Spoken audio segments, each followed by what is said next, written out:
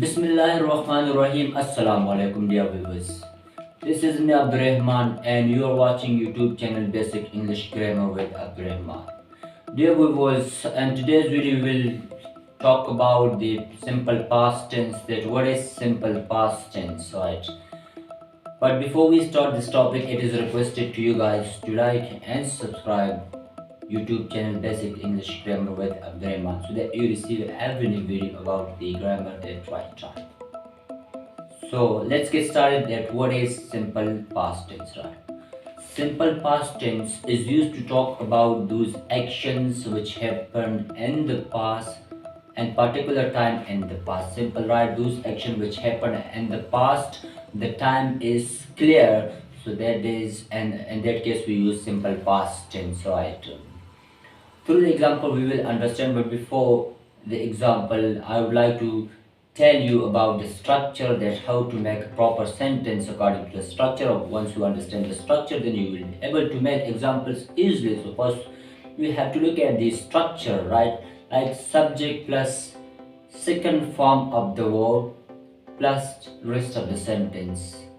So if you look at the structure, so according to this structure you can make examples easily, like subject, then second form of the verb, and then rest of the sentence. Keep in your mind, this is very important thing which is to be kept in your mind, that we always use second form of the verb and simple past tense, right? We cannot use third form of the verb, we cannot use present participle, we cannot use present verb, right? So we just use past verb and or second verb and simple past tense, right? So first we have to look at the examples, and then you can compare this example with the structure, right?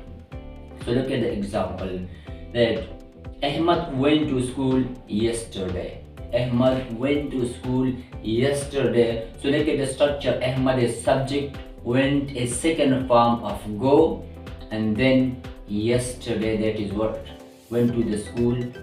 And yesterday, keep in your mind that the time expression is very much necessary in this case when none of the, whether a speaker or a listener know about it.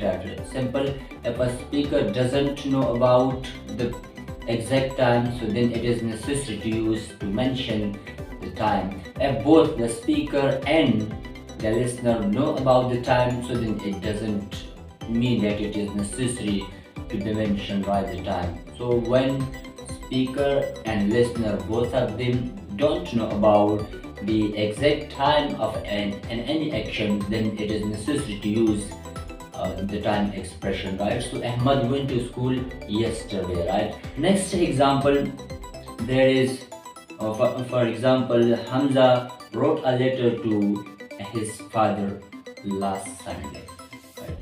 Hamza wrote a letter to his father last Sunday. So last Sunday, it is what, it is past, right?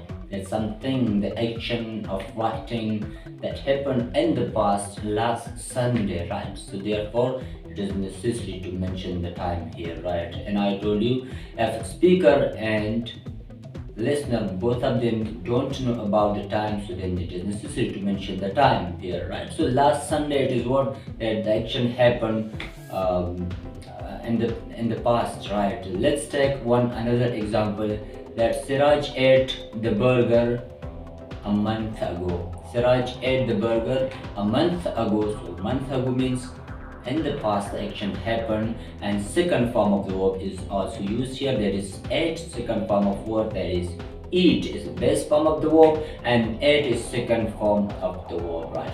Let's take another example, that the students passed the exam last month. The students passed the exam last month, right? Still here it is what, the action happened in the past, that last month, right? So the student passed exam, past what, it is what, second form of past, here is past, so it means that the action happened in the past, and here we use second form of the verb, right? If you have any question, any confusion in your mind, You can ask question in the comment box. I will answer you. Thank you very much for watching.